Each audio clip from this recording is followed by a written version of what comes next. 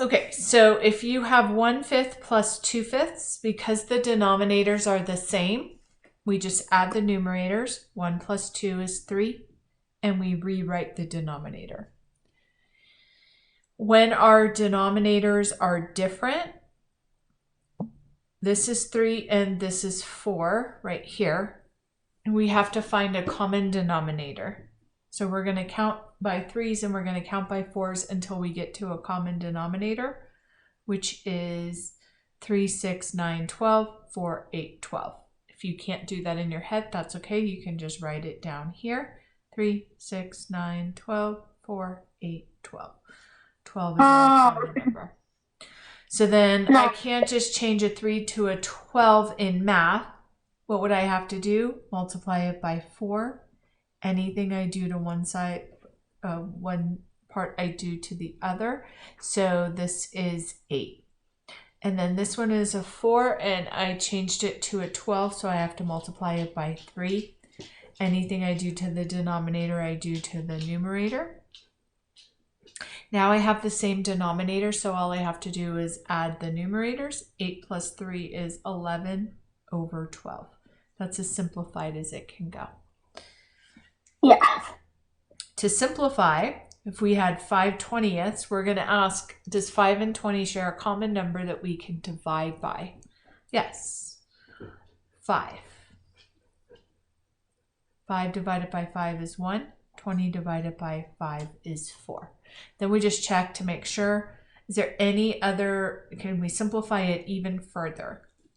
No, because the only thing they have in common is a 1. And if we divided it by 1, it would stay 1/4.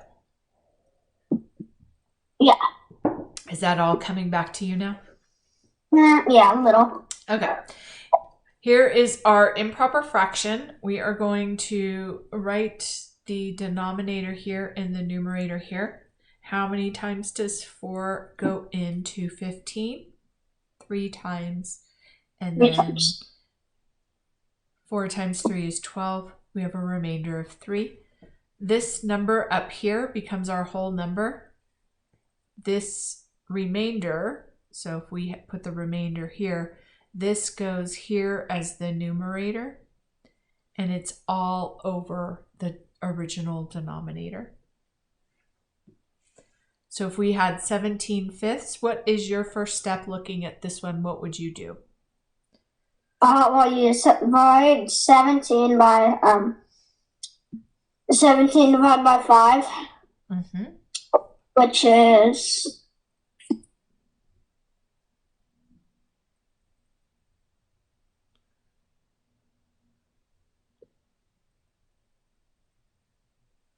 3. Okay.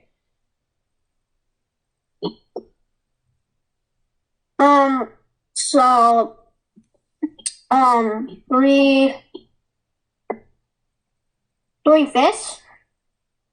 So follow what I did over here. So far you've done this part. You might have more steps. So what is the next step? Oh, and then, well,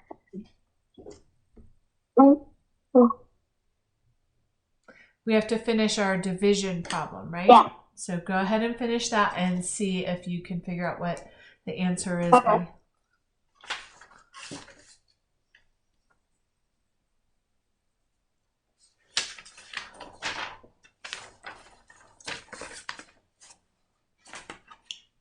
I got 2.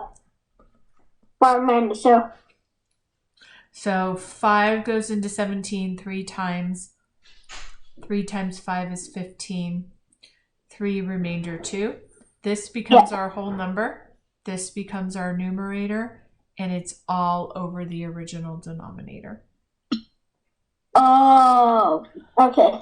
Then the last thing is this right here. We're going to do 8 times 3 plus 5. 8 times 3 is 24 plus 5 is 29. That becomes our numerator. And then we have to put it all over the denominator. That was the part that you missed last time. So we just remember that we're turning it into an improper fraction. If we just write 29, that's not a fraction yet. So we just put this denominator that we started with right here.